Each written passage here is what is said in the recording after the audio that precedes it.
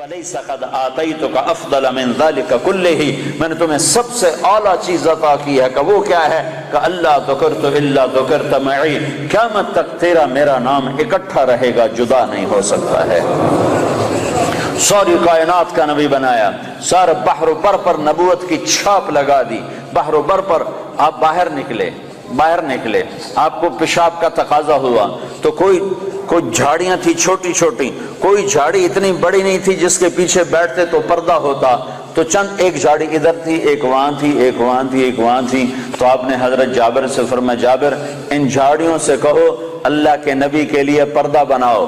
تو جابر جا کر ہم تو انسان ہو کر نہیں مان رہے ہیں، ارے انسان ہو کر نہیں مان رہے، سنت ہے جو سنت دی کوئی گل نہیں ہے، سنت دی خیر ہے، سنت دی کوئی گل نہیں، ہم تو انسان ہو کر نہیں مان رہے۔ اور وہاں کیا ہو رہا ہے، جابر گئے اور کہنے لگے التئما علی رسول اللہ صلی اللہ علیہ وسلم، اے جھاڑیوں، چھوٹے چھوٹے درختوں، اے جھاڑیوں اللہ کے نبی کے لیے پردہ بناؤ۔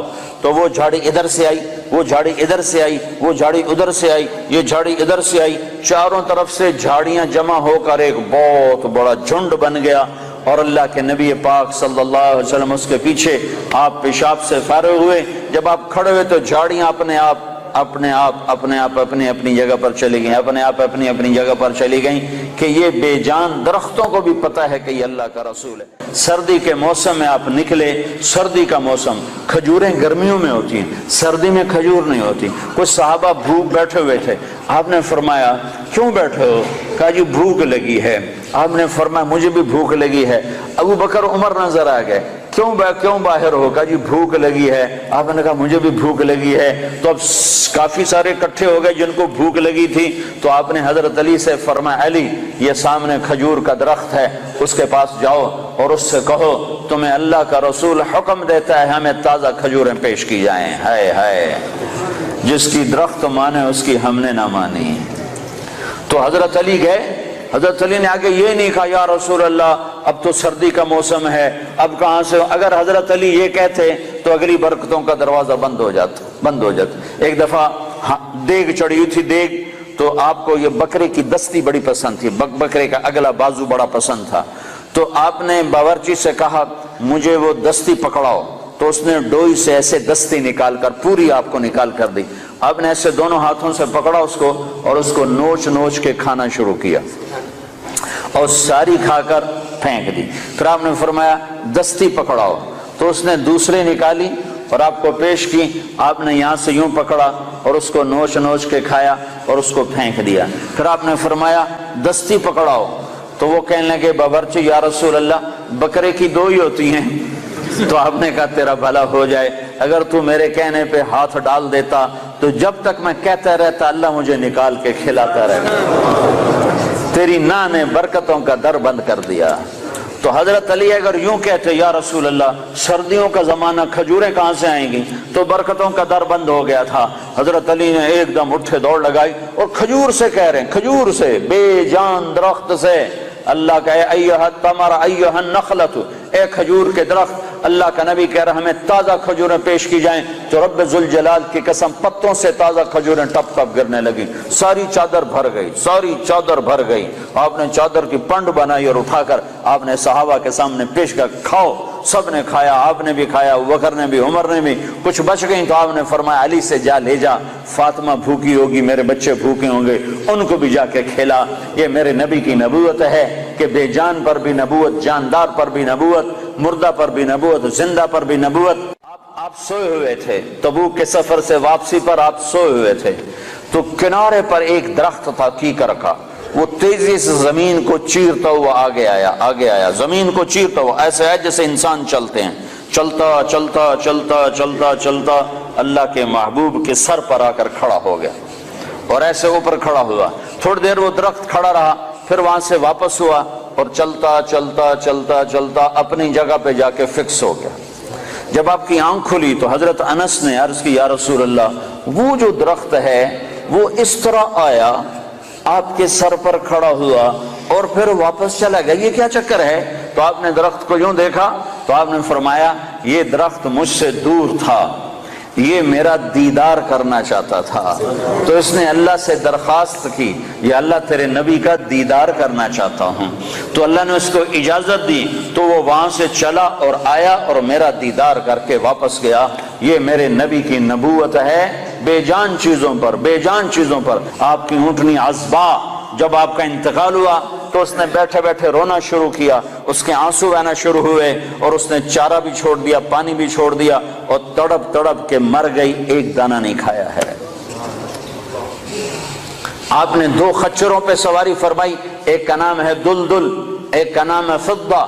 آپ نے چند گھوڑوں پہ سواری فرمائی، ایک کا نام ہے طراز، ایک کا نام ہے لزاز، ایک کا نام ہے لحیف، ایک کا نام ہے مرتجل، ایک کا نام ہے مرتجز، ایک کا نام ہے سجل، ایک کا نام ہے ورد، ایک کا نام ہے سکب، ایک کا نام ہے صبحہ۔ یہ سب گھوڑے ہیں جن پر میرے نبی نے سواری فرمائی۔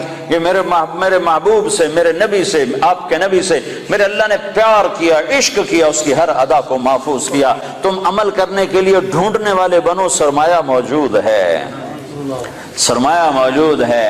آپ کی بکریاں تھیں، 9 بکریاں تھیں آپ کی ملک میں، جن کا دودھ نکالا جاتا تھا، اور رات کو جس گھر میں آپ ہوتے تھے اس گھر میں ام ایمن ان کو چراتی تھیں، اور وہ آپ کے گھر پہنچا دیا جاتا تھا۔ تو وہ عجوہ اور سقیہ، عجوہ، سقیہ، برکہ، ورثہ، اطلال، اطراف، قمراء، غیفاء، یہ 9 بکریاں تھیں جو اللہ تعالیٰ کے نبی کو اللہ نے عطا فرمائی، ان کے نام ہمارے پاس لکھے پڑے ہیں۔ اس میں آپ کی بکری قمراء آپ کی زندگی میں مر گئی تھی، اور ایک 10واں بکرا تھا، اس کا نام تھا یمن۔ تو میرے نبی کی تو بکریوں کے بھی نام لکھے ہوئے ہیں۔ تم سنتوں کو ڈھونڈو تو تمہیں ملیں، زندگی کے ہر طریقے میں میرے نبی کی سنت موجود ہے۔ نقل اتار لو، اپنے نبی کی نقل اتار لو، اللہ کے واسطے نقل اتار لو۔ آپ نے اونٹ پہ سواری فرمائی، اس کا نام ہے عسکر۔ آپ نے چند اونٹنیوں پہ سواری فرمائی، ایک کا نام عذبا، ایک کا نام شہبا، ایک کا نام جدعا، ایک کا نام قصوا۔ 4 اونٹنیوں پہ سوار ہوئے۔ حج کے موقع پر کون سی اونٹنی پہ سوار تھے؟ قصوا پہ سوار تھے۔ آخری خطبہ کس اونٹنی پہ سوار ہو کر دیا؟ قصوا پہ سوار ہو کر دیا۔ 11 تاریخ کا خطبہ کس اونٹنی پہ سوار ہو کے دیا؟ جدعا پہ سوار ہو کے دیا۔ اس حد تک تفصیل میرے رب نے لکھوا دی۔ آپ نے 2 گدھوں پہ سواری فرمائی، ایک کا نام عفیر ہے، ایک کا نام یعفور ہے۔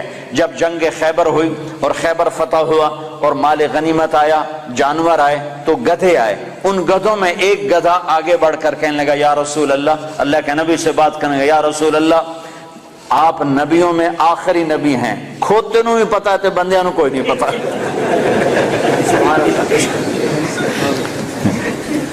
یا رسول اللہ، آپ نبیوں میں آخری نبی ہیں، آپ کے بعد کوئی نبی نہیں، اور میں اپنی نسل میں آخری ہوں، میرے باپ دادے پردادے پر نبیوں نے سواری کی، آپ مجھے اپنے غلامی میں لے لیں، اپنے حصے میں لے لیں۔ تو آپ نے یافور کو اپنے حصے میں لے لیا، اس پہ سواری فرماتے تھے۔ اور یافور اور بھی کئی کام کرتا تھا۔ کبھی آپ نے کسی کو بلانا ہوتا تھا اور موقع پر کوئی خادم موجود نہیں ہے تو آپ یافور سے فرماتے، جاؤ ابو بکر کو بلا کے لاؤ۔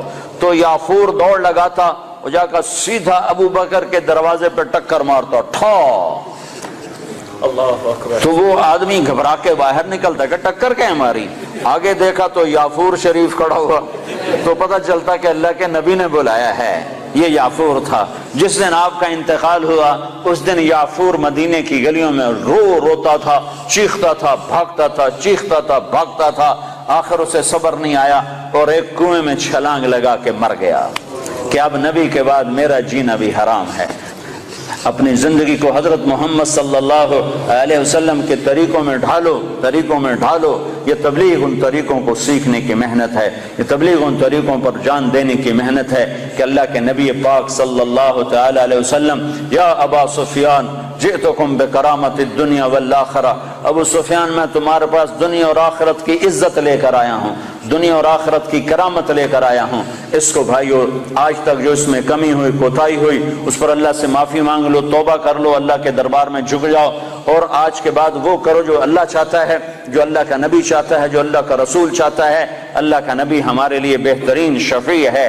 آپ کے بغیر جنت کا در نہیں کھل سکتا، جنت کا دروازہ نہیں کھل سکتا، حساب کتاب شروع نہیں ہو سکتا، آپ کے بغیر مقام محمود نہیں سج سکتا۔ کیا آپ کی شان دیکھنی ہو تو آپ نے کہا میدان محشر میں دیکھنا، لوگ پیچھے ہوں گے میں آگے ہوں گا، نبی پیچھے ہوں گے میں آگے ہوں گا، اللہ کا جھنڈا میرے ہاتھ میں ہوگا اور سارے نبی میرے جھنڈے کے نیچے نیچے چل رہے ہوں گے، سب کے آگے میری شان ہوگی کہ اللہ کا جھنڈا میرے ہاتھ میں ہوگا، لواء الحمد بیدی یوم القیامہ، اور سارے نبی آدم سے لے کر عیسیٰ علیہ السلام تک سارے نبی میرے جھنڈے کے نیچے ہوں گے اور پوری دنیا میرے پیچھے ہوگی، میں سب سے آگے ہوں گا، لوگ چپ ہوں گے میں بولنے والا، لوگ خاموش ہوں گے میں بولنے والا، لوگ نظریں جھکا رہے ہوں گے میں نظر اٹھانے والا، لوگ سہمے ہوں گے میں اللہ سے بات کرنے والا، لوگ نا امید ہوں گے میں امید دلانے والا، لوگ پریشان ہوں گے میں تسلی دینے والا، لوگ پھنسے ہوئے ہوں گے میں شفاعت کرنے والا۔ مقام محمود میرے لیے سجایا جا رہا ہے، جنت کے 1000 خدام میرے لیے لائے جا رہے ہیں جو میرے چاروں طرف گھیرا باندھ کے کھڑے ہوں گے، اور جنت کی چابی میرے ہاتھ میں ہوگی، میرے بغیر جنت کا در کھل نہیں سکتا، میرے بغیر کوئی جنت میں جا نہیں سکتا۔ ایک دفعہ عیسیٰ علیہ السلام نے کہا یا اللہ مجھے وہ سلسبیل کا پانی تو پلا، سلسبیل کا پانی تو پلا، تو اللہ تعالیٰ نے فرمایا عیسیٰ جب تک میرا آخری نبی نہ پی لے سارے نبیوں پر وہ پانی حرام ہے، میرا نبی بسم اللہ کرے گا تو باقیوں کو دوں گا، جب تک وہ نہ ہے۔ حبیب اللہ، واہ واہ، حبیب، نبی ہے نبی، رسول ہے رسول، محمد الرسول اللہ۔ والضحى واللیل اذا سجا ما ودعك ربك وما قلى، کیا خوبصورت کلام ہے، کیا خوبصورت انداز ہے، کس انداز میں یہ کلام اترا ہے میرے محبوب صلی اللہ تعالی علیہ وسلم کہ اللہ چہرے کی قسم اٹھا رہا، والضحى، اے میرے حبیب